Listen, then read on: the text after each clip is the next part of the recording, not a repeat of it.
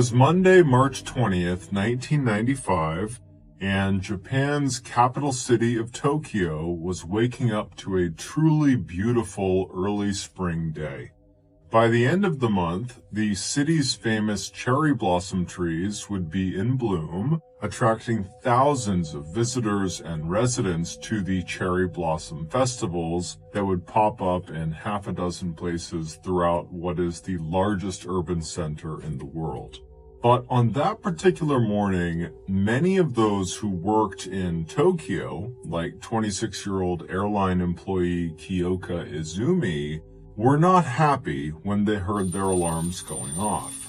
The day before had been Sunday, so a day off, and the next day, Tuesday, was also a day off because it was the national holiday celebrating the spring equinox. But that day, Monday, was just a regular work day. And so when Kyoka rolled out of her bed at 6:15 a.m., she felt super annoyed that her employer hadn't just given them the day off to make it a long weekend. To make matters worse, as soon as Kyoka actually got out of bed, she immediately felt sick. Nothing major, but she just felt groggy and a little out of it, and she briefly thought about calling out of work, and considering how uninspired she already felt about working that day, the option sounded like a pretty good one, but ultimately she decided to suck it up and head in with the rest of her coworkers. After all, Kyoka did like her job. She found working for the airline industry was far more exciting than her previous job was, which had been working for one of Japan's major train companies, Japan Railway. And she figured getting up and moving around might actually make her feel better. So instead of going back to sleep, Kyoka headed for the shower, then she got dressed and downed her usual quick cup of coffee. Then she headed out the door and began speed walking to the closest subway station. Once she got there, she would catch the first of 3 trains that would take her from her home in northwest Tokyo to her office in the southeastern part of Japan's capital. As Kyoka walked, the last of the light purple plum blossoms that always bloomed at the end of February reminded her again of tomorrow's spring holiday. Her spirits lifting, she glanced at the time, and despite getting a slower than usual start that morning, she'd left the house at about 7:50 a.m., she still was on track to get to her office right before the day began at 8:30. A few minutes later, Kyoka got to the entrance of the local train station. She was lucky because the timing of her daily commute meant that she always missed the absolute height of Tokyo's morning rush hour, where the subways would get so crowded with people, subway attendants in uniforms and caps literally pushed people and their bags into the train cars just so the doors could close. But even at its most crowded, and the Tokyo subway carried more than twice as many riders as the New York City subway, Tokyo actually has one of the safest, most efficient subway systems in the world. Walk into a Tokyo subway at any hour of the day, and you will not see people sleeping on benches or warming up on top of heating grates. You won't see trash, you won't see graffiti. It will be pristine. The same subway attendants who push people onto the trains also spend a large amount of their time patrolling the subway to pick up trash and make sure everything is always spotless. Kyoka turned off the sidewalk and headed down the stairs into the less than crowded subway station below. She swiped her train pass and then stepped through the turnstile out onto the train platform. A few minutes later, the first train she would take arrived, and she stepped on board and she grabbed a seat near the doors. The doors shut a few moments later, and off the train went, rumbling into the dark tunnel ahead. 5 stops later, Kyoka stepped off of that train and walked across to the other side of the station platform, where she stood idly waiting to catch the next train. A few minutes later, that train would arrive. It was train A725K, and it pulled into the station right in front of her. This train would take her all the way to Government Center, which is right in the center of Tokyo, and is one of the busiest train stations in all of Japan. When the doors of train A725K opened, Kyoka stepped aboard and once again felt lucky she was missing rush hour, because the train, it was crowded, but not so crowded that pushers would be required to get everyone on board. Most of the seats were taken, but Kyoka could see a clearing towards the front of the car where she'd be able to stand. And so as she began walking in that direction, she nodded to a few familiar faces, but didn't have any conversations with anyone. Tokyo subway etiquette included never littering, not making any commotion, and not talking too loudly, or really at all. And this morning, that suited Kyoka just fine. She really did not feel like talking anyway. When she reached the clearing in the front of the car, she grabbed onto a handrail above her head, and she watched as the doors closed, and then she felt the train begin to lurch forward. When Kyoka left that morning, she had hoped her morning commute would wake her up and make her feel better, but as she stood there on this second train, A725K, she couldn't help but notice that she actually was starting to feel worse. As this train slowly rumbled on in the darkness, Kyoka closed her eyes and took a deep breath in to try to reduce the nausea that was starting to come on. But as her lungs filled, she suddenly felt this excruciating pain in her chest. It was so blindingly painful and so sudden that she instinctively let go of the handrail and grabbed at her chest with both of her hands, almost causing her to fall over, given the fact that the train was moving. She breathed out forcibly and then gagged as if the air she had just inhaled was the source of the pain, but even with her lungs now empty, her chest still ached. But just as quickly as the pain had started, it stopped. And when it did, she fumbled again for the handrail above her head, and once she had a firm grasp on it and she was steady on her feet, she told herself that, that pain had probably just been connected to stress, as her grandfather had passed away recently, and she was very upset about that, and so she was thinking, okay, that could be why. Or maybe it was connected to her just not feeling very good that morning to begin with. Maybe this is just her being sick. But after she was able to kind of talk herself down and convince herself that this was not a big deal, something else registered to her, which was she had just grabbed at her chest and started gagging, and very obviously it just kind of made this scene. People are going to be staring at her and wondering now if she's okay. And so Kyoka starts to feel super embarrassed as she's still kind of looking down, and, she's imagining that when she looks up, there's going to be all these commuters staring at her, waiting to see, is she okay or not? And so Kyoka eventually, she does look up, and she's anticipating kind of like waving to people and kind of signaling that she was okay now. But when she looked up, she was kind of surprised at what she saw.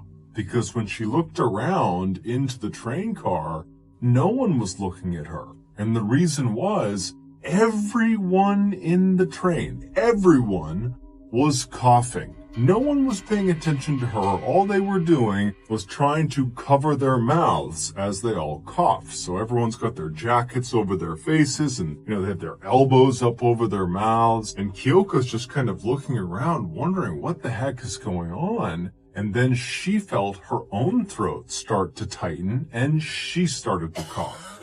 And as Kyoka tried to shield her own mouth, she noticed the people around her had gone from a somewhat mild cough to a violent one. Some people were coughing so aggressively they could not catch their breath, and you could see panic on their faces as they don't know what to do. They're not able to breathe. But despite this totally insane coughing phenomenon that was taking place on board this train car, the train just rumbled on and continued making all of its scheduled stops.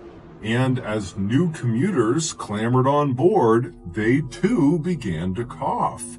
By the time the train pulled into Government Center, Keoka's stop, virtually everyone was now violently coughing and keeled over. People had given up trying to shield their mouths at this point. It was just too out of control. And by now, basically everyone had decided they were just going to get off the train, whether Government Center was their stop or not. And so there was a throng of people that were kind of pressed up against the doors, waiting for the doors to open. And so when the train finally did come to a full stop and the doors opened up, a wave of coughing commuters rushed out onto the station platform, the sound of their hacking and gagging filling the air. And so Keoka, she was towards the back of this group of people leaving the train. And as she was leaving, right as she's about to go out of the train doors, she glances down the length of the train car she is in, and she sees some of the passengers are pointing at something on the ground while yelling for subway attendants to come have a look. But Keoka, from where she was standing, she couldn't see what they were pointing at, and because she wanted fresh air so badly, she was not about to stay on the train to figure out what it is. And so Keoka, she gets off of the train, and as soon as she does, even though she is still coughing, as is everybody else around her, her mind is entirely focused on hustling over to the stairs that will bring her downstairs to the final train platform where she will catch the final third train that will bring her on her way to work. Because at this point, even though she has no idea why everybody is coughing, Keoka is only viewing this coughing fit as a nuisance, not as an emergency. But as Keoka moved towards these stairs, she suddenly felt extremely nauseous, and she rushed into a nearby women's bathroom in case she needed to throw up.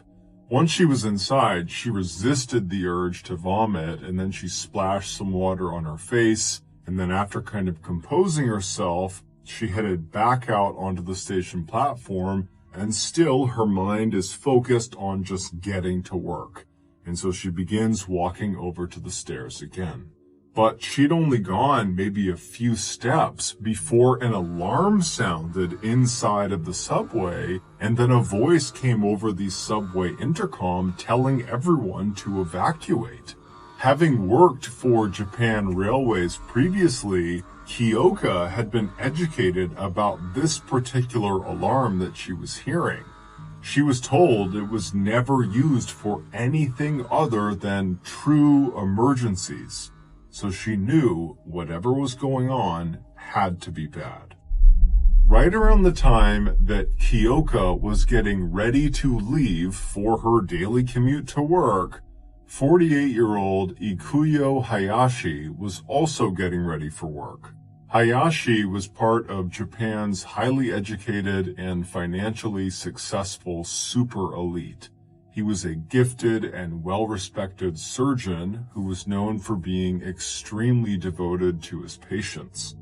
On that particular Monday, like Keoka, Dr. Hayashi had gotten up early.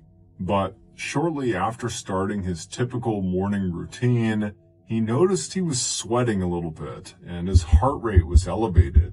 For a second, he felt concerned, but he chalked it up to stress and kept getting ready. Just before 7:30 a.m., he headed to the front door. Before stepping into the cold morning air, he patted his coat pockets to make sure he had everything. Then, despite the clear forecast for the rest of the day, he grabbed an umbrella leaning up against the front door, and then he stepped outside and made his way to the curb where a car was waiting for him. Dr. Hayashi climbed into the back seat, and then after exchanging hellos with the driver, a 31-year-old named Tomomitsu Nimi, the two men headed for the station where Dr. Hayashi would catch train A725K. But along the way, they made one stop at a local convenience store. Dr. Hayashi and Nimi got out of the car and went inside. Hayashi put a few odds and ends that he needed on the counter, and Nimi put a couple of newspapers on the counter as well. After Dr. Hayashi had paid for it all, the two men left the store together. They got back into the car, and by 7:48 a.m., Dr. Hayashi was stepping aboard the same compartment of train A725K as Kyoka. After dropping off the doctor and wishing him luck, Nimi had pulled away from the station entrance and headed straight for the train station located just 3 stops further down the line. As soon as he stepped on board train A725K, Dr. Hayashi reached up to adjust the gauze mask he was wearing over his nose and mouth. The mask was a fixture on the Tokyo subway, especially in the cold and flu season when passengers wore them to prevent the spread of germs in the crowded subway compartments. He moved over to an empty seat, and before sitting down, he patted his coat pockets again to make sure he had all of his things. And then as he sat down, he saw sitting across from him was a woman and what appeared to be her young daughter sitting next to her. The woman was looking down, avoiding eye contact, but the young girl was looking up with a smile on her face. She was just too young to realize staring was rude. The doctor smiled back at her, but then quickly looked away. A few seconds later, the doors of the train closed, and the car began rumbling down the tracks. 3 stops later, Dr. Hayashi stood up, but before he got off, he paused for a moment in front of his seat. As he stood there, he noticed the girl was staring at him again. He looked at her, but only for a second. Then, after patting his coat pockets for a 3rd time, he quickly strode out of the train car and onto the station platform. He moved quickly to a nearby trash can and pulled the mask off of his face and disposed of it. Then, forcing himself not to hurry, Dr. Hayashi climbed the steps to the street where Nimi, his driver, was waiting for him by the curb. Immediately after the doctor got off the train, the little girl who had been sitting in front of him noticed a pile of newspapers underneath the seat where the doctor had just been sitting. Even as a youngster, she knew littering was strictly forbidden, and she wondered if the doctor or someone else had left it there. As she stared at this newspaper, she noticed a wet spot starting to form in the center of it, like the paper was sitting on top of a liquid and it was starting to seep through. As she stared, her eyes began to water and then she began to cough. Her mother turned to see if her daughter was okay, but before she could offer the child any help or comfort, she too began to cough. And then, just a few feet away from them at the front of the car, Kyoka felt that sharp shooting pain in her chest and nearly fell over, and then she too started to cough. But despite all of the coughing, the train kept rumbling on, headed for Japan's government center, where 3 major subway lines all converged. And as commuters shuffled on and off of train A725K, they pushed the now soaking wet newspaper aside with the toes of their shoes. They also stepped in what looked like an oily residue around the wet newspapers, tracking it up and down the compartment and out onto the train platforms. When the train finally reached the government center and Kyoka got off along with most of the others, some of the passengers stayed on board to point out the wet newspapers to subway attendants on the platform, hoping they could come clean them up. After getting off of the train, Kyoka felt nauseous and rushed to the bathroom. Right before she walked into the women's room, she passed by 24-year-old subway attendant Masura Yuasa, who had just finished a 24-hour shift and was getting ready to go home.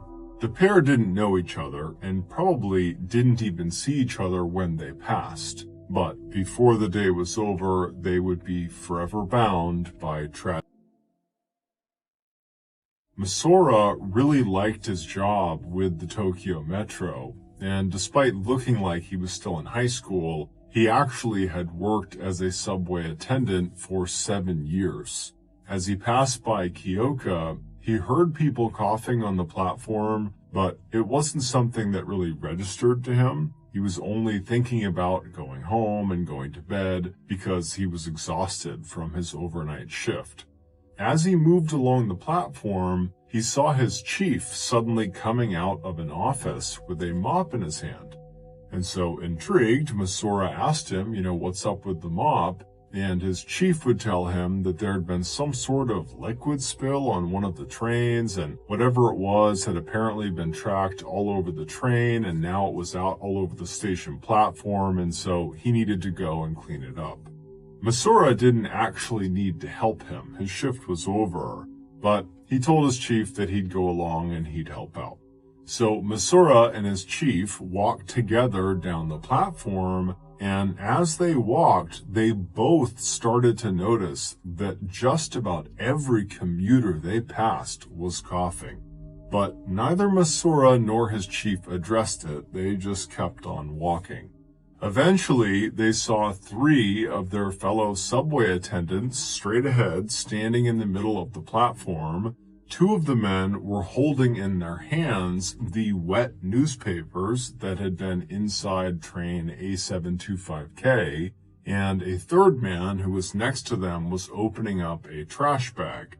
And as the 2 men who were holding the newspaper were waiting for this bag to be opened, oily liquid seemed to be pouring off of the newspaper's edges onto the ground. And in fact, there was a long, oily trail on the ground from wherever these papers had been carried from all the way to that platform. And so as soon as Masora and the chief walked up in front of these 3, the chief noticed the huge oily puddle right underneath them, and he saw the trail. And so he got to work trying to mop up this oil all over the ground. And Masora, he didn't really have a job to do. He didn't have a mop and he didn't have a bag or anything, so he just stood there watching. And as he stood there, it really started to sink in that virtually everyone on the platform now was violently coughing. And some people were even leaned up against the wall vomiting. And so Masora was so confused by what he was seeing, but before he could even ask his coworkers what was going on, his throat started to tighten up. And then right as Masora began coughing, he saw one of his coworkers collapse. It was the older man named Mr. Takahashi. He was the one who would have the plastic bag, which was now full of the wet newspapers. And right as Mr. Takahashi fell, to Masora, it felt like all hell had suddenly broken loose. He and the others who were around Mr. Takahashi rushed over to him to see if they could help him, and right as they're standing over him, loosening his tie and asking him if he is okay, the alarm goes off and the call over the intercom to evacuate comes out. Masora was just in shock, and for a second he just stood there frozen. But then he shook himself out of it and he ran for a phone on the wall that the subway staff would use.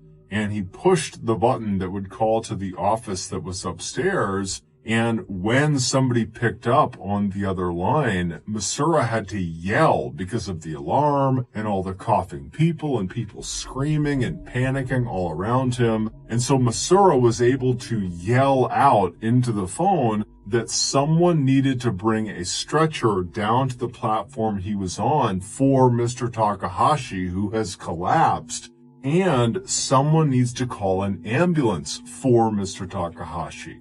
And so after Masura communicates this over the phone, he hangs up and he runs back over to the crowd of his coworkers and Mr. Takahashi. And then just a minute later, a subway attendant comes charging down the stairs. He's got a stretcher in hand. And he, along with Masura and the other coworkers, they put Mr. Takahashi on this stretcher and they lift him up and they begin carefully moving him through this very panicked throng of commuters trying to evacuate that are coughing and vomiting. And so as they're moving, Masura, who's holding onto the stretcher, he turns back and he yells at the man who had come down with the stretcher. He says to him, "Hey, you called the ambulance. Where are they going to meet us?" Because upstairs, there were several exits out of Government Center. And so unless the ambulance knew where to pick them up, it would be nearly impossible to sync up with them. And so Masura's looking back at this coworker of his, waiting for an answer, but this coworker is staring at Masura with his eyes wide, totally glazed over. And then suddenly this guy just collapses to the ground. He lets go of the stretcher and falls to the ground and starts convulsing and shaking. And so Masura and the others put Mr. Takahashi down to deal with this new casualty. And as they did, Masura's chief, as well as the other two men who had been holding the newspapers, they begin to uncontrollably vomit. And so suddenly Masura is the only one who is not violently ill or in some way hurt. And so even though he had no idea what was going on, and it's absolute chaos all around him, he did know he had to act right now. And so he yelled at this group he was with, who probably didn't even hear him, that he was going to go upstairs, he was going to find this ambulance and figure out what exit they needed to bring Mr. Takahashi to. And then he turned and began trying to run up the stairs as fast as he could, even though he was totally surrounded by panicked commuters trying to get out as well. But eventually he got to the top of the stairs, at which point he ran through the crowd toward the nearest doors that would bring him outside. And as soon as he pushed the doors open, he couldn't believe what he saw. There were people outside on the ground everywhere. People were coughing and vomiting, and you could hear sirens, ambulance sirens everywhere. But there was no ambulance outside waiting for Mr. Takahashi. And so he's thinking to himself, how is this ambulance not here? Where are these other ambulances going? What is going on? And so Masura couldn't help but think something really bad was happening across his city. And so he stood there for a minute wondering what he should do, and then he just decided, I have to go back down and just get Mr. Takahashi up here. We'll find the ambulance, but I gotta get him up here. And so even though he was starting to feel very sick, very nauseous, he turns and just charges back into the station. Below ground, Kyoka was coming to the same realization that something very bad must be happening to them. When she left the bathroom and began running up the stairs to the street after the alarm went off, she had looked behind her at some point, and through this sea of people, she could clearly see bodies lying on the ground, on the platform, and on the stairs. And as she ran, people to her left and to her right were crumpling to the ground, vomiting and convulsing. Finally, she managed to get upstairs and she ran toward the same exit doors that Masura had just gone through moments before her. And when she looked outside, her mind froze. The streets looked like a battlefield. People were violently convulsing on the sidewalk. There were people with spoons in their mouths, which she would later learn was to keep them from swallowing their tongues. She also saw men in business suits lying in flower beds, staring straight up into the sky without blinking. One elderly man was foaming at the mouth. And so as she stood there shocked, Masura, along with the other very sick subway attendants, they had rallied their strength and lifted Mr. Takahashi up on his stretcher, and they had brought him upstairs, and so they came barging out the doors right next to her, and then they placed Mr. Takahashi down kind of right in front of Kyoka. And Kyoka, she doesn't know who these people are, but she found herself just staring at them. And she watched as Masura ran up right next to Mr. Takahashi, and he was holding his hand, and he's kind of crying and trying to talk to Mr. Takahashi, and Masura is yelling out for someone to help him find an ambulance. And so Kyoka, she's kind of in shock, and she's just staring at everything going on, not sure what to do. But then she kind of snaps out of it, and she hears Masura, and she decides, okay, I'm going to help him find an ambulance. And so she yells to Masura that she's going to go find his ambulance. And so she runs all the way down to the street, which was not far from the exit of the subway station. And when she was in the road, she heard the sirens everywhere. They were all over Tokyo, but there were none near them. But Kyoka noticed there was this news van that had just pulled up, and all these news people had hopped out, and they had their cameras up, and they're filming the exits of the subway station. And Kyoka just suddenly felt furious, and she screamed at them to stop filming, help us. And so the news crew, they kind of sensed the gravity of the situation, even though they really had no idea what was going on. And they said to Kyoka, what can we do? And she said, stay right there. You're going to drive someone to the hospital. And then Kyoka ran back to Masura, and she got him and his co-workers to lift up Mr. Takahashi, and they went down to the news van, and they loaded Mr. Takahashi into the back of the news van, and Kyoka would give Masura her handkerchief, and she says, look, hang this out the window and wave it the whole time. They're going to drive you to the hospital. People will see you waving that, and they will know it's an emergency. And so Masura thanked her, and he and all of his co-workers hopped in the van with the news crew, and they headed off. Mr. Takahashi would unfortunately die before they reached the hospital. By now, it was obvious to basically everyone in Tokyo that something horrible had happened inside of the subway, but nobody knew what it was. However, when the truth was finally uncovered, people had a very hard time believing it. Earlier that morning, just before Dr. Hayashi got off of train A725K, he stood up in front of his seat and momentarily paused. As he stood there, he acted like he was patting his coat down one more time to make sure he had all of his belongings, but he wasn't really doing that.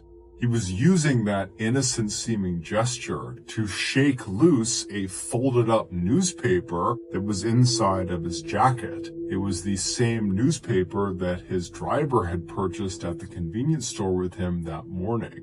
And once it was loose, it fell from the inside of his jacket down onto the ground right next to Dr. Hayashi's right foot. And Dr. Hayashi, he acted like he didn't know he had just done that. He kind of ignored the newspaper on the ground. The only person on the train who seemed to be paying any attention to him was the little girl who was sitting in front of him. As he stood, Dr. Hayashi looked at her, but only for a moment before he looked away.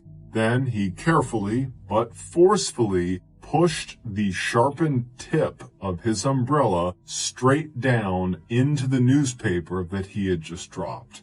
He did this several times without looking down before finally hustling off the train.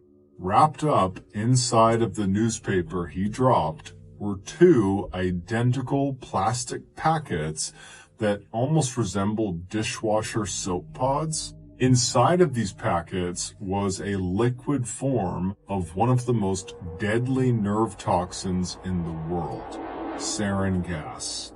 And when Dr. Hayashi jabbed his umbrella into the newspaper, he was attempting to puncture those packets, because as soon as that liquid was exposed to the air, it would vaporize and become sarin gas. He was only able to puncture one of the 2 packets, but that was more than enough. Developed by the Nazis in 1937, sarin is among the most toxic of any known chemical warfare agent.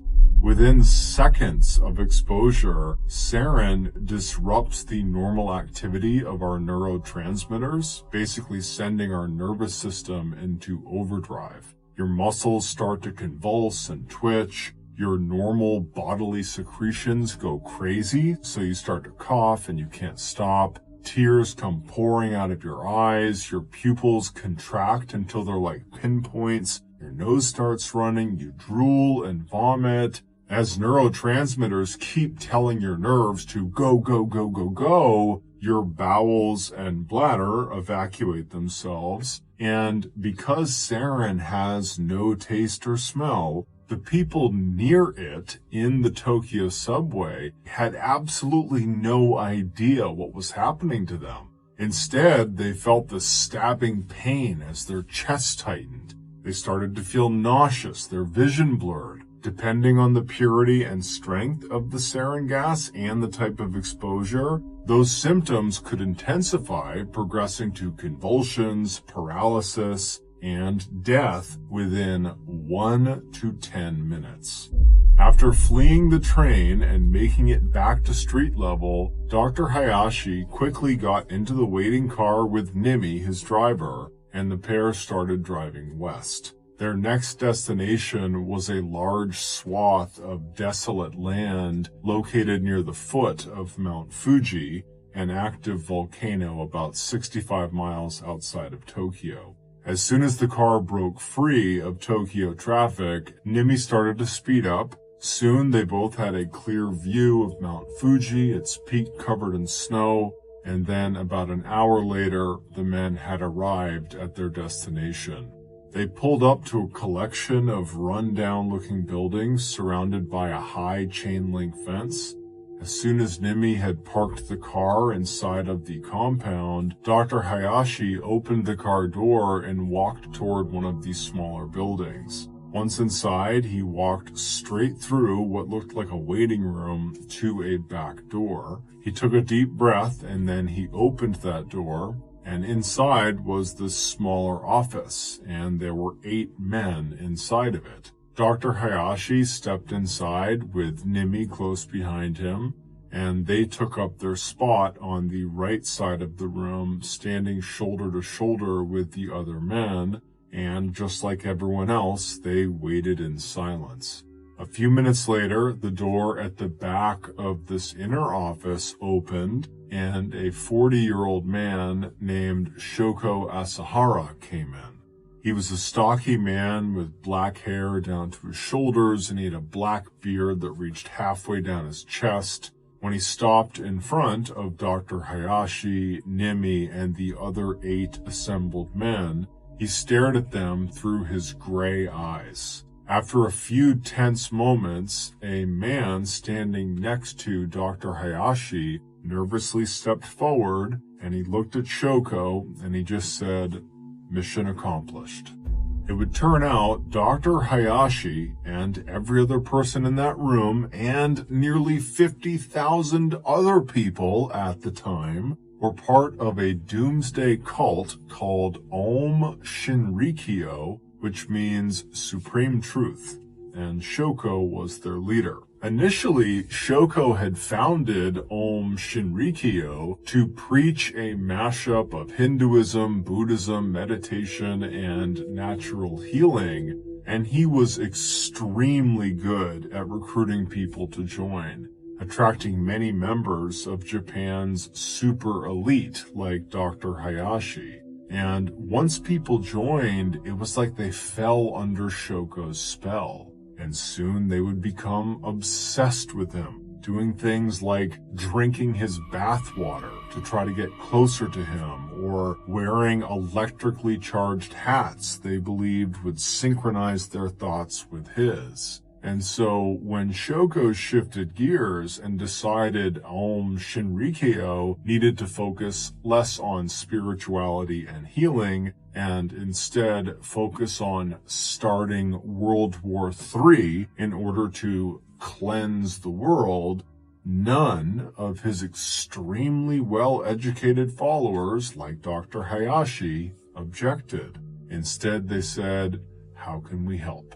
And so on March 20th, 1995, Dr. Hayashi, along with 4 other cult members that were in that room with him, carried sarin gas packets into the Tokyo subway and dropped and punctured them in strategic locations to ensure the gas spread as far as possible. And then afterwards, they ran back to the streets where their drivers were waiting to take them away. And all of the drivers were in this room as well. Shoko hoped this attack would somehow prompt World War III and collapse the Japanese government, but it didn't do that. However, it did kill 13 people and injured 5,000 people. Amazingly, this was not the first sarin gas attack carried out by this cult. A year earlier, Shoko had orchestrated another sarin attack on a quiet Japanese neighborhood that killed 8 people and injured more than 300. But at the time, no one knew the cult was responsible. On May 16, 1995, so nearly 1 month after the sarin attack in the Tokyo subway, authorities would figure out the previous attack was carried out by Shoko and his cult, and this one was carried out by them as well. And so they would track down and arrest Shoko Asahara. He was discovered in a secret compartment between the 2nd and 3rd floors of the Mount Fuji headquarters. He was dressed in purple robes and meditating at the time of his arrest. In the weeks, months, and years that followed, police would track down and charge 200 cult members in connection with the subway attack and in connection with other crimes and murders. Dr. Hayashi, whose sarin packets were directly responsible for 2 deaths, along with hundreds of injuries, cooperated with the police, giving up information about the cult. In exchange for this information, he was spared the death penalty and given life in prison. 123 cult members would be given the death penalty, including Dr. Hayashi's driver, Nimi, and the cult's leader, Shoko Asahara. Kyoka and Masura would both survive the Tokyo subway sarin gas attack. Masura would spend 3 days in the hospital, but after he was discharged, he would go right back to work. And Kyoka, she initially did not go to the hospital, sticking around to help people as much as she could. But later that day, she would get very, very sick, and she would stay that way for several weeks, but she would eventually make a full recovery.